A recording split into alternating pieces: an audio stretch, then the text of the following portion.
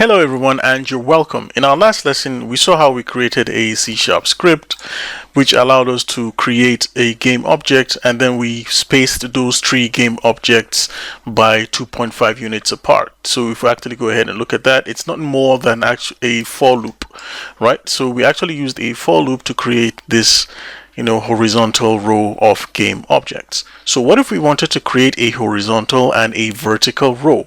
Basically, what if we wanted to create like a wall? So let's go ahead and see how we could do that. Now, to achieve that horizontal arrangement and vertical arrangement, we would need to use what is called nesting. Nesting allows us to create a loop within a loop. So basically you can use that for like a deck of cards, or you can have a grid like two-dimensional structural form.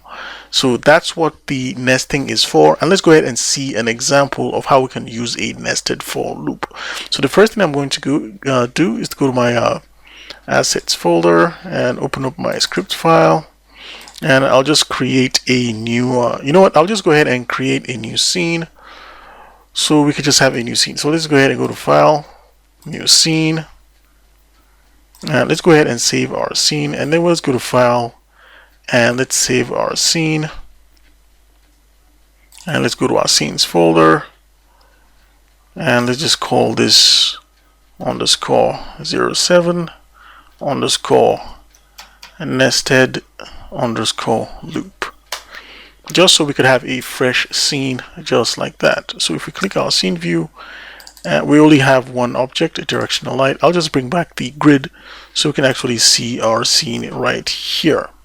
So what I'm going to do now is to actually create a C# script. So I'm going to right click on the assets, and I'm going to go to create C# script, and I'm going to call that nested for loops.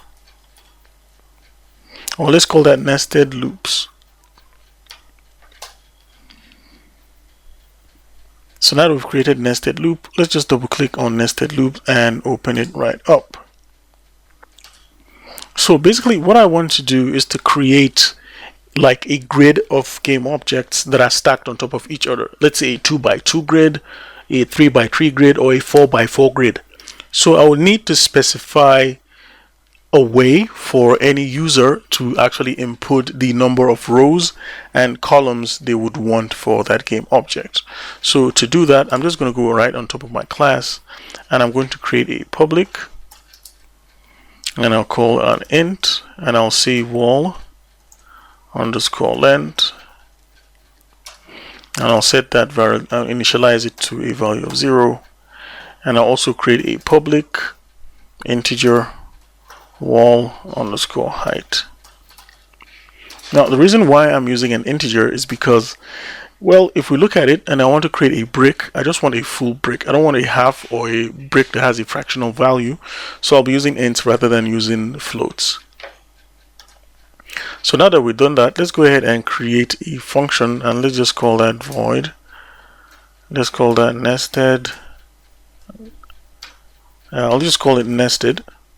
And this is where I'm going to provide the script.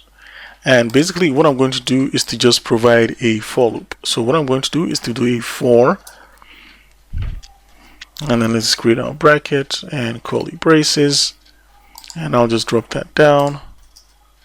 So within here, I'll start with my initializer. So I'm going to do an int w.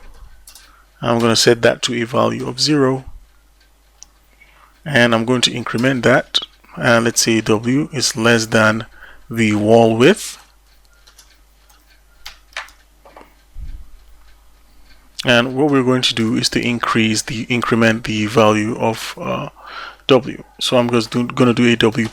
So right here I'm seeing a typo, so I'll just call that wall and just fix that properly so we don't have this error within our project. So let's go ahead and save this. And let's just call this wall width like that, like so. So I have a wall width and wall height. Awesome. So what I'm going to do next is to create another for loop for the wall height. So just right underneath, I'm just going to say for. Now this is where the nesting comes from. And basically we're actually having like a loop with a baby in it. That's what the nesting is. So here I'm going to say my int h. I'm going to set that value to 0, and I'm going to set that to h is less than the wall underscore height.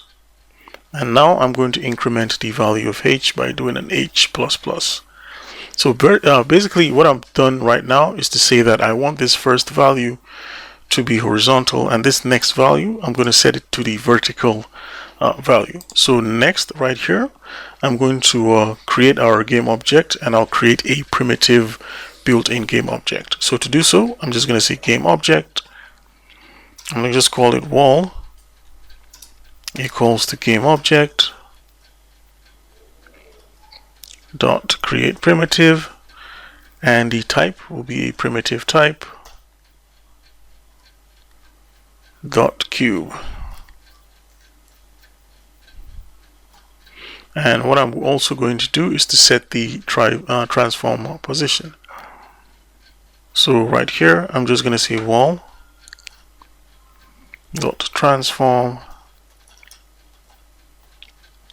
dot local position, and I'm going to set that to a new vector tree, and I'm passing the value of h, w, and for my z-axis I'll just use a 0f to represent that value. And quickly I'll fix this. The primitive type is a capital C, not a lowercase cube. So just like that, let's go ahead and save our script, and let's get back to Unity. So what I'm going to do is just set this script on the main camera. So I'll just go to my main camera, and I'll drag the nested for loop and just drop it right here. And for the wall width and height, I'll set a value of, say, 6 by 6. And what I also need to do, let's get back to our script, we need to call our function. So I'm just going to call nested right here in start, because I want this to run just once. So I'm just going to say nested and with a semicolon, and I'll just get rid of the space so we can have something kind of neat. Alright, so let's go ahead and save that and jump back into Unity, and let's just run our project.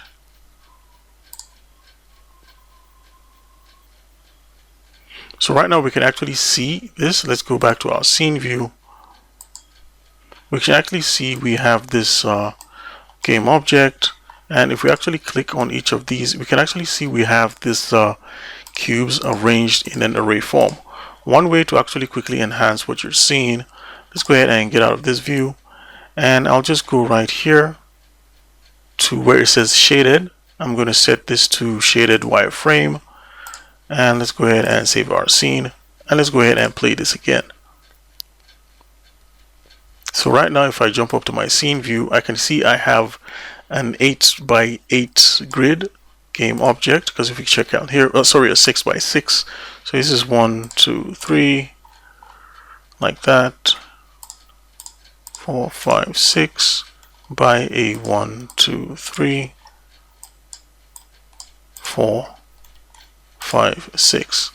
Now we actually have that 6 by 6 grid that's actually, instantiating and stacking these on top of each other, which is kind of awesome. But sometimes you might need to instantiate game objects that are not built in, because if you look at our script, this is actually a built-in object. In fact, we can even change this to a cylinder, just like that, and actually save it.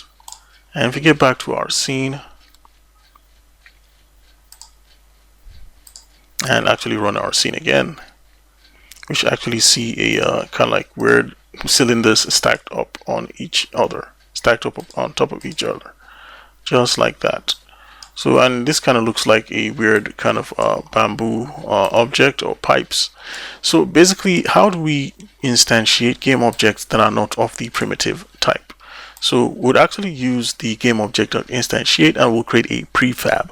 So, but we'll be doing that in our next lesson. So stay tuned, guys, and thank you very much for watching.